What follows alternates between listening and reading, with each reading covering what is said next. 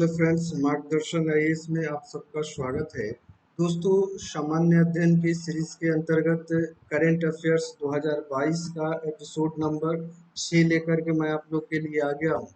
जो भी विद्यार्थी, चाहे आप यूपीएससी की तैयारी करते हैं, बीपीएससी की तैयारी करते हैं या यूपीपीएससी की तैयारी करते हैं या किसी अन्य एग्जामिनेशन की तैयारी करते हैं जहाँ पे दोस्तों करंट अफेयर्स पूछा जाता है, तो आपके लिए मोस्ट वीवीआई सेशन रहने वाला है।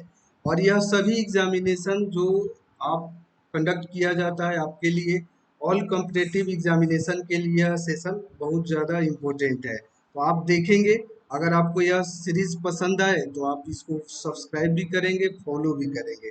चलिए सेशन को शुरुआत करते हैं। पहला प्रश्न है, किसे संयुक्त राष्ट्र महासचिव एंटोनियो गुटेरेस ने अपने प्रौद्योगिकी राजदूत के रूप में नियुक्त किया है? तो उनका नाम है अमनदीप सिंह गिल। सही उत्तर हो जाएगा। अगला प्रश्न है, भारतीय रिजर्व बैंक आरबीआई ने आर सुब्रमण्यम कुमार को किस बैंक के एमडी और सीईओ के रूप में नियुक्त किया है? तो आरबीएल बैंक में नियुक्त किया गया है। आरबीआई ने आर सुब्रमण्यम कुमार को नियुक्त किया है। इम्पोर्टेंट प्रश्न है, बैंकिंग की जो कि आज तैयारी करने वाले विद्यार्थी हैं उनके लिए बहुत इम्पोर्टेंट है। अगला प्रश्न है, वह देश किसने हाल ही में पहली बार फीफा ई नेशन कप 2022 के लिए क्वालिफाई किया है? वह देश कौन सा है? वह देश है भारत। भारत ने क्वालिफाई किया हुआ है इम्पोर्टेंट टूर्नामेंट में, और यह मोस्ट इम्पोर्टेंट है स्पोर्ट्स करेंट अफेयर्स के अंतर्गत। अगला प्रश्न है, रूस ने हाल ही में किस देश के साथ पहले सड़क पुल का अनावरण किया है?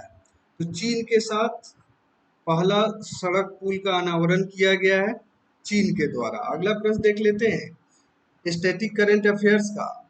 विश्व बाल श्रम निषेध दिवस, world day against child labour, किस दिन को मनाया जाता है? तो 12 जून सही उत्तर होगा। 12 जून को world day against child labour मनाया जाता है। अगला प्रश्न है, चीन की टेंसेंट ने बिन्नी बंसल से फ्लिपकार्ट में कितने मिलियन डॉलर की हिस्सेदारी खरीदी है? तो 264 मिलियन डॉलर में यह हिस्सेदारी खरीदी गई है। अगला प्रश्न है, अंतर्राष्ट्रीय एल्बिनिज्म जागरूकता दिवस किस दिन मनाया जाता है? तो एल्बिनिज्म जागरूकता दिवस किस दिन मनाया जाता है? तो सही उत्तर है 13 जून। अगला प्रश्न है, हाल ही में किस देश ने अब गांजा रखना और उसकी खेती करना अपराध की श्रेणी में नहीं रखा है? तो थाईलैंड गवर्नमेंट का यह डिसीजन है, और सही उत्तर आपका थाईलैंड होगा। अगला प्रश्न देख लेते हैं, तेजी के साथ कम समय में ज्यादा से ज्यादा प्रश्न करने का प्रयास होता है, मार्गदर्शन आईएएस के द्वारा यह आप लोग के लिए प्रस्तुत किया जा रहा है। अगला प्रश्न है, आईसीसी की तरफ से जारी ताजा वनडे रैंकिंग में किस क्रिकेट टीम ने पहले स्थान प्राप्त किया है? कौन सी क्रिकेट टीम ने? तो सही उत्तर होगा आपका न्यूजीलैंड क्रिकेट टीम ने पहला स्थान प्राप्त किया है। अगला प्रश्न है, आईसीसी की तरफ से जारी ताजा वनडे रैंकिंग में अफगानिस्तान के किस क्रिकेट टीम को स्थान मिला है? कौन सा स्थान मिला है? तो सही उत्तर आपका होगा 10वां स्थान मिला है। अगला प्रश्न है, उपभोक्ता मूल्य सूचकांक पर आधारित खुदरा महंगाई मई में घटकर कितने प्रतिशत हो गया है? तो 7.04% सही जवाब होगा आपका। अगला प्रश्न है, आरबीआई ने कार्ड यूपीआई के माध्यम से किए गए ऑटो डेबिट मैंडेट की सीमा को 5,000 रुपए से बढ़ाकर कितना कर दिया है? तो बढ़ा करके 15,000 रुपए कर दिया गया है। अगला प्रश्न लेता हूं दोस्तों। अगला प्रश्न है, हाल ही में भारत सरकार ने किस देश को यूरिया उर्वरक की खरीद पर 55 मिलियन अमेरिकी डॉलर की लाइन ऑफ क्रेडिट यानी एलओसी देने का फैसला लिया है? तो गृह युद्ध जैसे हालात का सामना किया जा रहा है श्रीलंका के द्वारा, तो सही उत्तर आपका क्या हो जाएगा? श्रीलंका को एलओसी दिया गया है। अगला प्रश्न है, स्टैटिक करंट अफेयर से, वर्ल्ड ब्लड डोनर डे कब मनाया जाता है? किस दिन को मनाया जाता है? तो सही उत्तर हो जाएगा 14 जून को मनाया जाता है वर्ल्ड ब्लड डोनर डे। अगला प्रश्न है, अग्निपथ भर्ती योजना के तहत युवाओं को सेना में कितने साल के लिए भर्ती किया जाएगा? यह बहुत ही कंट्रोवर्सी रहा है, तो सबको पता होगा। नया जो शॉर्ट सर्विस से लॉन्च किया गया है आर्मी के लिए, नेवी के लिए, एयरफोर्स के लिए, तो वह 4 साल ड्यूरेशन के लिए है। तो आप सबको पता होगा पहले से भी, सही उत्तर क्या हो जाएगा? 4 साल। अगला प्रश्न देखते हैं, केंद्र सरकार की तरफ से सेना भर्ती के लिए हाल ही में किस योजना को लॉन्च किया गया है? यह प्रीवियस प्रश्न ही जैसा है, अग्निपथ भर्ती योजना, तो बहुत ज्यादा कंट्रोवर्सी हुआ था, लेकिन वर्तमान में इसको एग्जीक्यूट किया जा रहा है। अगला प्रश्न है, हाल ही में किस राज्य सरकार ने सुरक्षा मित्र प्रोजेक्ट को लॉन्च किया है? सुरक्षा मित्र प्रोजेक्ट किस राज्य सरकार का है? तो यह है केरल गवर्नमेंट का। अगला प्रश्न है, भारतीय शहर हर साल औसतन 2 मिमी की दर से डूब रहा है, वह शहर कौन सा है? तो मेट्रो सिटी मुंबई है, जो प्रत्येक साल 2 मिमी समुद्र के गहराइयों में समा रहा है। अगला प्रश्न है, गुरु नैदू सेनापति ने मैक्सिको में 2022 में IWAF युवा विश्व चैंपियनशिप में भारत के लिए कौन सा पदक जीता? उनके द्वारा जीता गया था गोल्ड मेडल, सही उत्तर हो जाएगा गोल्ड मेडल। अगला प्रश्न देख लेते हैं, वह देश जिसने 2028 में निरंतर बिजली प्राप्त करने हेतु अंतरिक्ष में एक और सौर संयंत्र शुरू करने की योजना का प्रस्ताव रखा है? तो यह प्रस्ताव रखा गया है चाइना गवर्नमेंट के द्वारा, सही उत्तर चीन होगा। अगला प्रश्न है, किस मंत्रालय ने हाल ही में जानवरों के लिए भारत की पहली कोविड-19 वैक्सीन एनोकोवैक्स, ध्यान से देखेंगे यार, मोस्ट इंपॉर्टेंट है विभिन्न एग्जामिनेशन में, चाहे वह बैंकिंग का हो, यूपीएससी हो, बीपीएससी हो, रेलवे हो, हर एक जगह पे यहाँ से इस तरीके का प्रश्न पूछे जाते हैं।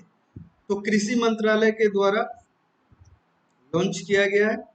अगला प्रश्न है, विश्व बुजुर्ग दुर्व्यवहार जागरूकता दिवस किस दिन मनाया जाता है? World Elder abuse awareness day, तो 15 जून सही उत्तर होगा, 15 जून को मनाया जाता है। अगला प्रश्न है, भारत की पहली डिस्प्ले फैब्रिकेशन यूनिट किस शहर में स्थापित की जा रही है? इसकी स्थापना की जा रही है हैदराबाद के अंतर्गत। अगला प्रश्न है, अंतर्राष्ट्रीय पारिवारिक प्रेषण दिवस किस दिन मनाया जाता है? तो सही उत्तर होगा 16 जून। अगला प्रश्न है, फ्रांस की प्रमुख ऊर्जा कंपनी टोटल एनर्जीज अडानी समूह के हरित हाइड्रोजन उद्यम में कितने प्रतिशत हिस्सेदारी हासिल करेगा? तो सही उत्तर हो जाएगा 25% हिस्सेदारी हासिल किया जाएगा।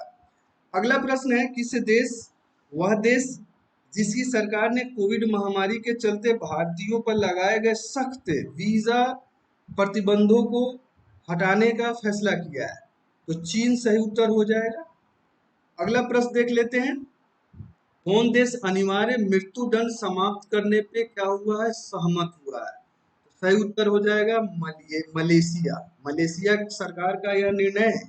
अगला प्रश्न है, हाल ही में उड़ीसा में चांदीपुर के इंटीग्रेटेड टेस्ट रेंज यानी एकीकृत प्रशिक्षण रेंज से कम दूरी के किस बैलिस्टिक मिसाइल का सफल परीक्षण किया गया? तो पृथ्वी 2 का सफल परीक्षण किया गया है चांदीपुर से, सही उत्तर होगा। अगला प्रश्न है, किसी हाल ही में महाराष्ट्र में HSNC विश्वविद्यालय द्वारा मानद डॉक्टरेट यानी डॉक्टर ऑफ लिटरेचर से सम्मानित किया गया? यह सम्मान पाने वाले हैं रतन टाटा। अगला प्रश्न है, किसे हाल ही में संयुक्त राष्ट्र का अवर महासचिव नियुक्त किया गया है? तो रबाब फातिमा सही उत्तर होगा, इनको बनाया गया है संयुक्त राष्ट्र संघ का अवर महासचिव। अगला प्रश्न देख लेते हैं, भारतीय प्रेस परिषद PCI के अध्यक्ष के रूप में किसे नियुक्त किया गया है? तो सही उत्तर है रंजना प्रकाश देसाई को नियुक्त किया गया है PCI का अध्यक्ष। अगला प्रश्न है, केंद्रीय संचार मंत्री अश्विनी वैष्णव के मुताबिक भारत में कब तक 5G सेवाओं को लॉन्च किया जाएगा? तो मार्च 2023 में लॉन्च किया जाएगा 5G को, तो आप लोग याद रखेंगे। अगला प्रश्न है, हाल ही में आरती प्रभाकर को किस देश के राष्ट्रपति के विज्ञान सलाहकार के रूप में नियुक्त किया गया है? आरती प्रभाकर को नियुक्त किया गया है अमेरिका सरकार के विज्ञान सलाहकार के रूप में। मोस्ट इंपॉर्टेंट है।